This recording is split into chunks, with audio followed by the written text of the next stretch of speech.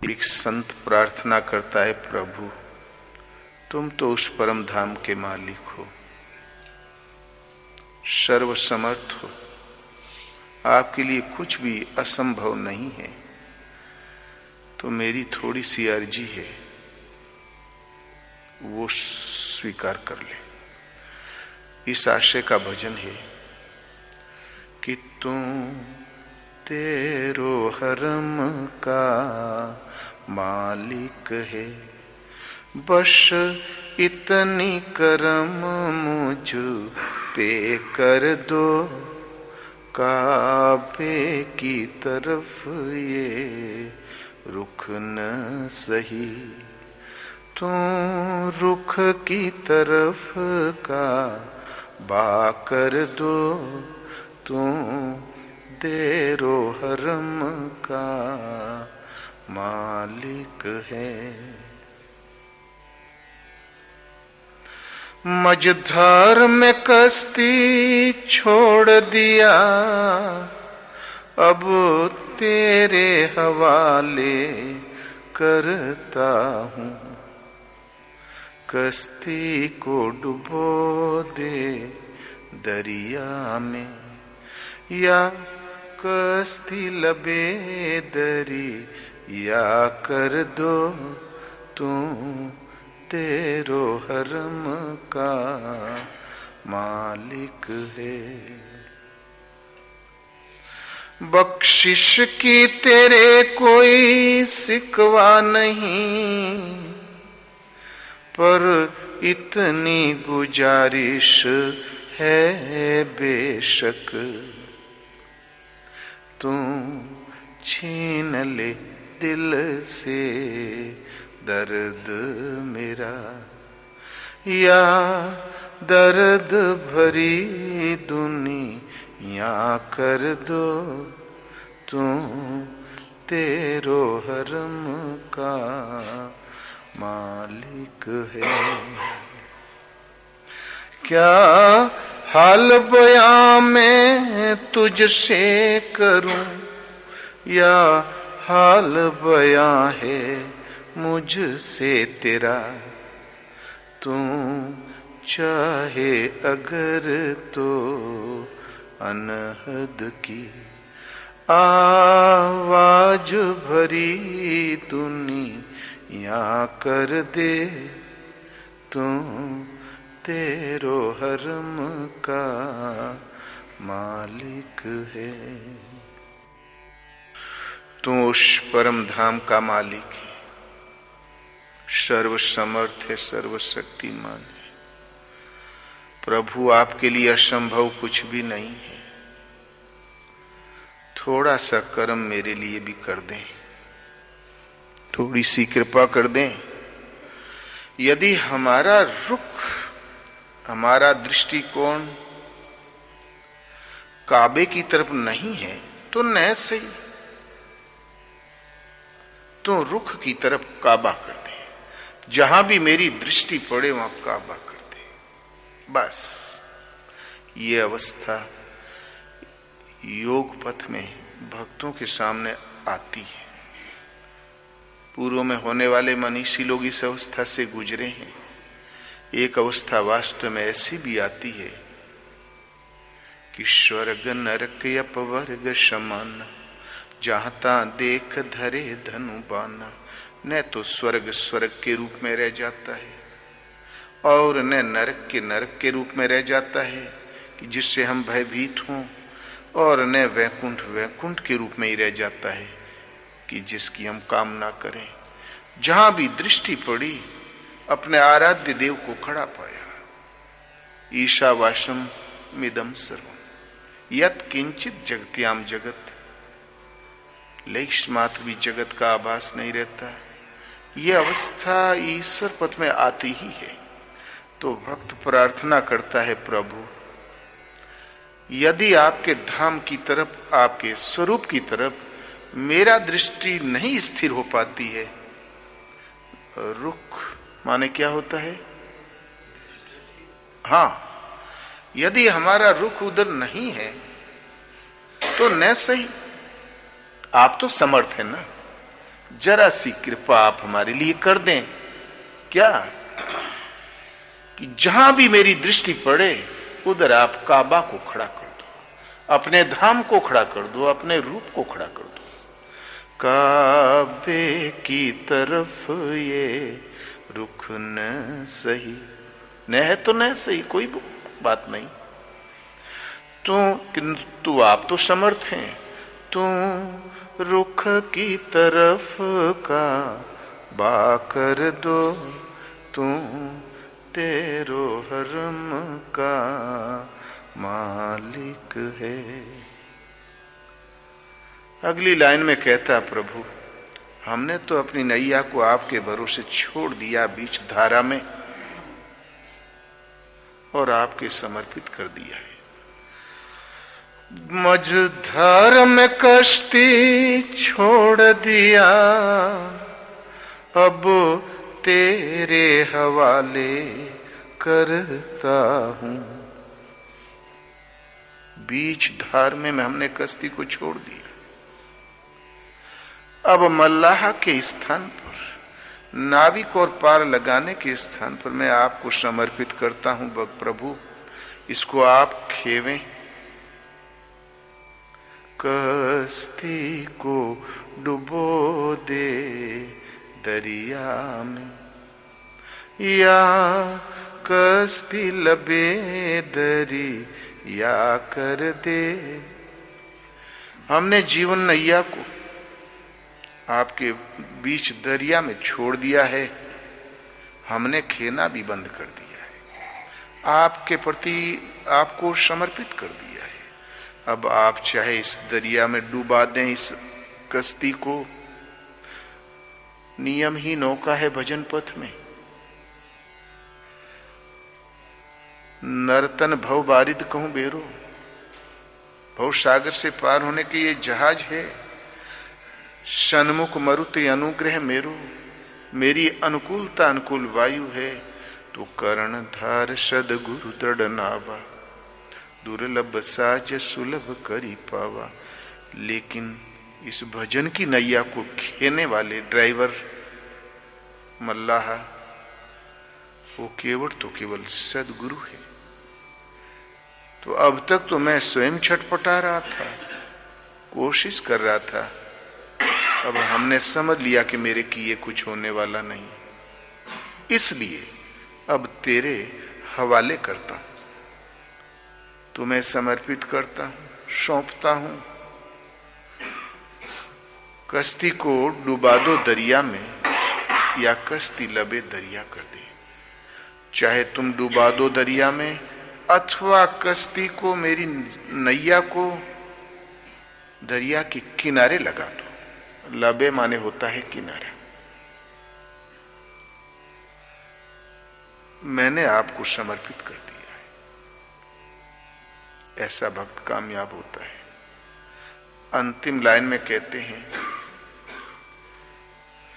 बख्शिश की तेरे कोई सिकवा नहीं, पर इतनी गुजारिश है बेशक। आपने जो दिया है, जो आपने बख्शिश की दी है, बगैर पैसे के ही अकारण अहेतु की कृपा की है। करुणा करके जो दुर्लभ मनुष्य शरीर दिया, सूझबूझ दी, भजन की लाइन दी, इसमें हमें कोई शिकवा शिकायत नहीं। किंतु जरा सी प्रार्थना है कि बख्शिश की तेरे कोई शिकवा नहीं, पर इतनी गुजारिश है बेशक। कितनी जरा सी गुजारिश, थोड़ी सी प्रार्थना, उन्हें विनय है। क्या? तू छीन ले दिल से दर्द मेरा, या दर्द भरी दुनिया कर दो। वो गुजारिश ये है कि मेरे दिल का दर्द छीन ले। विरह की जब आग लग जाती है कसक पड़ जाती है तो वो किसी अन्य तरीके से दूर हो ही नहीं सकती। वो तो तब दूर होती है जब भगवान स्वयं उतर आए हृदय में। मीरों के हृदय में ये दर्द पैदा हुआ तो दर्द की मारी बन बन डोलूं, वैद मिला नहीं कोई। और मीरा की जब पीर मिटेगी, जब वैद सांवरिया हो, पीर मिटेगी अवश्य, लेकिन वैद स्वयं सांवरिया हो, वो दिखाई पड़े, हृदय में स्थायित्व ले ले, तभी ये पीड़ा दूर हो सकती है। विरह की ज्वाला तभी मिटेगी। भरत का दुख तब दूर होगा जब राम प्रकट हो जाए, अन्यथा मृत्यु। तो या छीन ले दिल से दर्द मेरा, या दर्द भरी दुनिया कर दे। और मेरा तो दर्द छीन ले, लेकिन एक दर्द ही बड़ा प्यारा है। इस दर्द में आनंद है, इस विरह में एक मस्ती है। और दूसरी थोड़ी सी अनुग्रह ही कर कि सब समाज को दर्द भरा कर दे, सब तेरे विरह में पागल हों, सब छटपटाते रहों। हम तड़फते हैं यहाँ, वहां तड़फता यार है, एक तीरे इश्क है जो दो दिलों के पार है। प्रेम एक ऐसा तीर, हम यहां तड़पे यार वहां तड़पे। सृष्टि में, मनुष्य में, जीवों में ये संभव नहीं है, ये तो भगवान के लिए ही संभव है। भगवान कृष्ण कहते हैं, अर्जुन जो मुझे जितना भसता है मैं भी उसको उतना ही भसता हूं। यदि वो 2 कदम मेरी तरफ रखता तो मैं 2 कदम उसकी ओर रखता हूं। जहां भगत मेरो पग धरे, तहां धरूं मैं हाथ, पाछा लागा नित रहूं, कबहु न छाड़ूं साथ। तो पहले तू मेरा दर्द छीन, और दूसरा ये दर्द क्या है, एक मस्ती है, एक जीवन है। यही ये दर्द ही तो एक सर्वोपरि मानव तन मिलने का सर्वोपरि उपहार है। तू दर्द भरी दुनिया कर दे, अर्थात सबको आस्तिक कर दे, भक्त बना दे, अपना संचार कर दे। ऐसा हुआ था राम के राज्य में। और सकल परम गति के अधिकारी, सब गुणज्ञ पंडित, सब ज्ञानी, सब कृतज्ञ नहीं कपट सयानी, और सब परम गति के अधिकारी। वहां एक ऐसी व्यवस्था हुई थी, भगवान के लिए पलकें बिछाए हुए थे। भजऊ सदा सीता रघुवीर, जूं अविवेकी पुरुष शरीर। ये परस्पर उपदेश किया करते थे।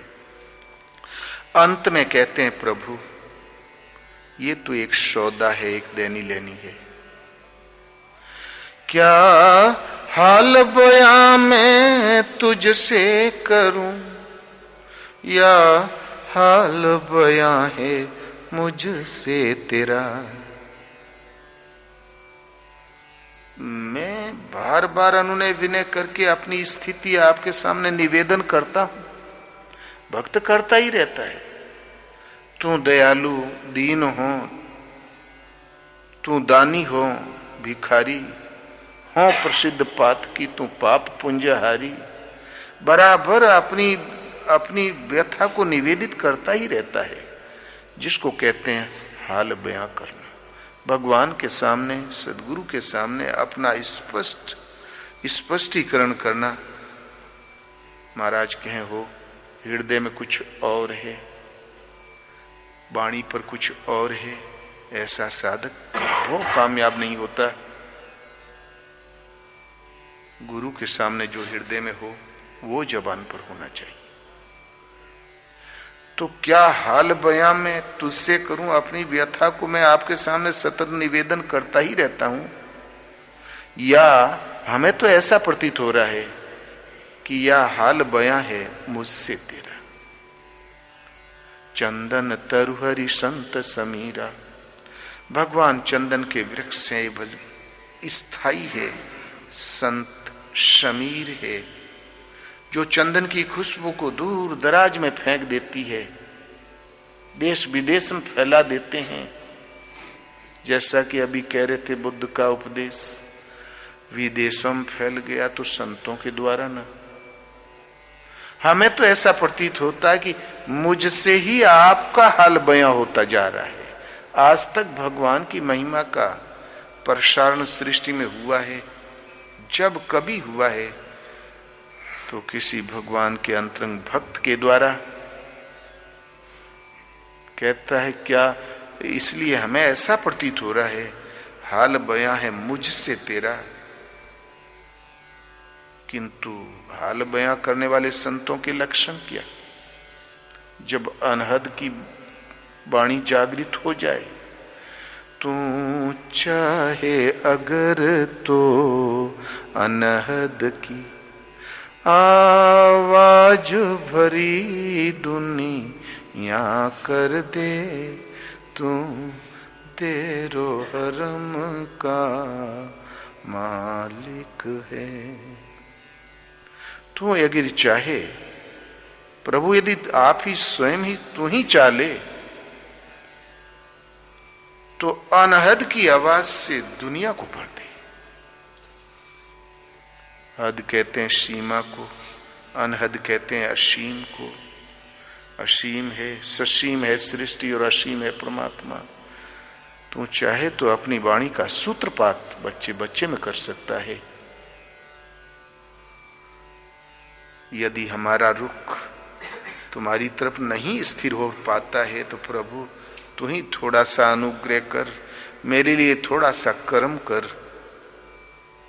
कि जिधर भी रुख जाए उस तरफ तू काबा कर दे। गुरु नानक मक्का पहुंच गए, मस्जिद की तरफ पांव करके लेट गए तो मौलवी लोग दौड़ पड़े, रहे तोबा तोबा, तुम काफिर कहीं का, तुमने मस्जिद खुद आके घर की तरफ तुमने पैर कर दिया। बोले भाई जिधर खुदा का घर न हो उधर ही तुम हमारे पैर को कर दो। तो टांग पकड़ के दो मौलवी घुमाया तो मस्जिद चार दिनों घूम गई। जिधर भी घुमाया उधर भी मस्जिद घूम गई। तो फिर घुमा के फिर उसी दिशा में किया तो मस्जिद सही सलामत हो गई। भला कहां काबा का घर नहीं है, कण कण में व्याप्त है। बिना गोपाल ठोड़ नहीं कतहूं नरक जात धोखा ही। लेकिन ये संतों की एक अवस्था विशेष है जिसमें ये अवस्था आती है, जिधर भी रुख पड़ा उधर ही काबा। ये नानक में योग्यता थी और साधना करके जो भी चोटी पकड़ लेता उसकी भी वही योग्यता। बोलो श्री गुरुदेव भगवान की।